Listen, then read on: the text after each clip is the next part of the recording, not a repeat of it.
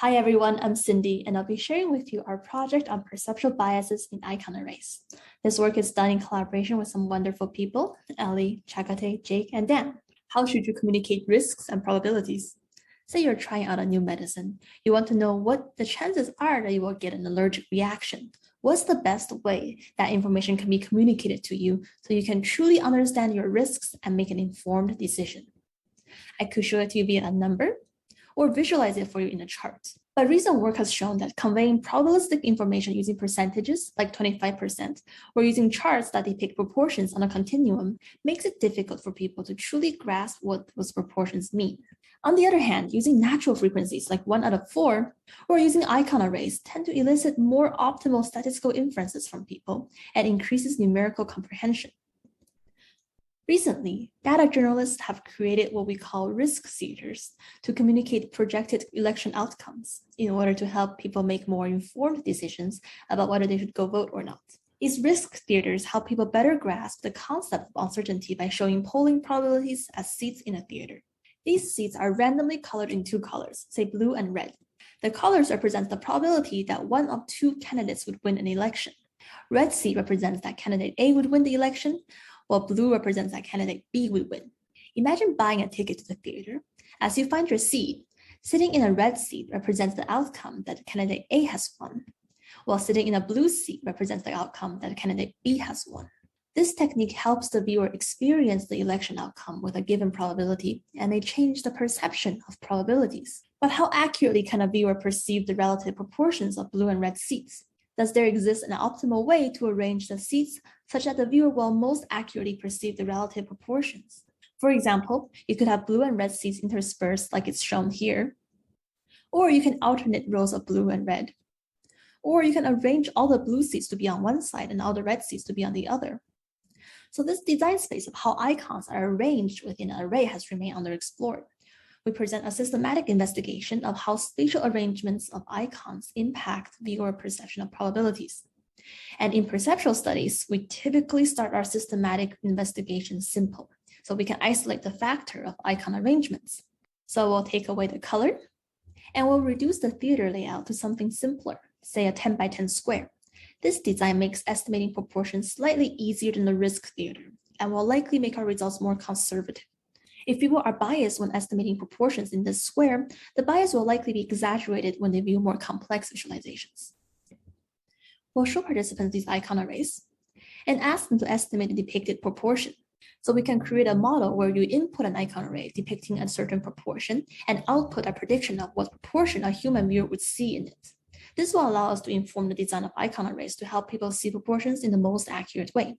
We surveyed existing literature for different ways icon arrays have been spatially arranged. To explore additional possibilities in this space, we also asked students in the data visualization class to draw different ways of arranging icon arrays. We synthesized what we saw into 6 categories of common arrangements, as shown here. In the top condition, icons are filled starting from the top left corner. In the row condition, icons are filled in alternative rows, starting from the leftmost row. Once every other row is filled, the previously skipped rows get filled. In the diagonal condition, icons are filled from the top left corner, expanding diagonally towards the bottom right corner. The central condition fills the innermost layer first and spirals outwards. The edge condition fills the outermost layer first and spirals inwards. In the random condition, black and white icons are interspersed randomly. We showed participants an icon array for 1 second, and then they were prompted to estimate the percentage of filled grids in the icon array via a slider ranging from 0 to 100. Here's what we found. We'll plot the actual proportions people saw on the x-axis and the error in people's estimation on the y-axis. If it's above 0, they overestimated. If it's below, they underestimated. What we found is that people are fairly good with these 3 arrangements on the left. They were fairly accurate.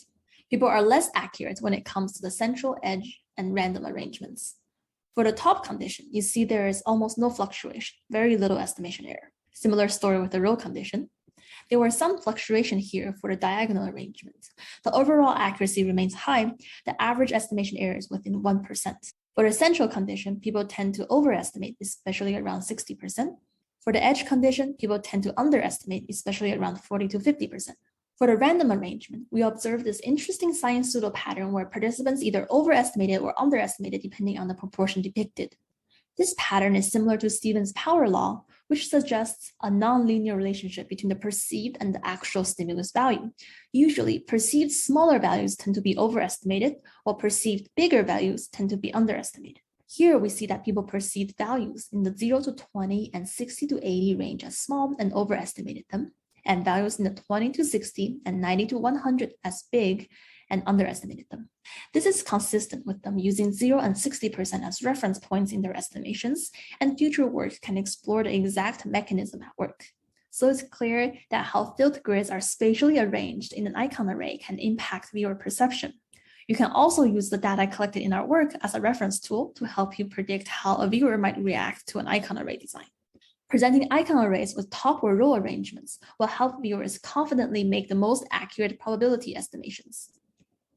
Presenting icon arrays with diagonal arrangement will achieve a similar but less effect in terms of perceptual accuracy. Presenting icon arrays with a central arrangement makes a viewer overestimate the probability, and presenting icon arrays with the edge arrangement makes a viewer underestimate the probability. As for the random arrangement, we demonstrate that the viewers can over or underestimate the probability. Using risk theaters, where filled grids are randomly arranged, may be at the expense of sacrificing perceptual accuracy, despite their other merits. One future research opportunity with these random arrays is to figure out how to construct random grids so that human viewers can veridically perceive the depicted probabilities. This can inform the visualization design to communicate risks. For example, with risk theaters, you can arrange your grids in a way for your viewers to accurately perceive the depicted probabilities. That's all I have. I want to thank all my collaborators for working with me on this, and thank you all for listening.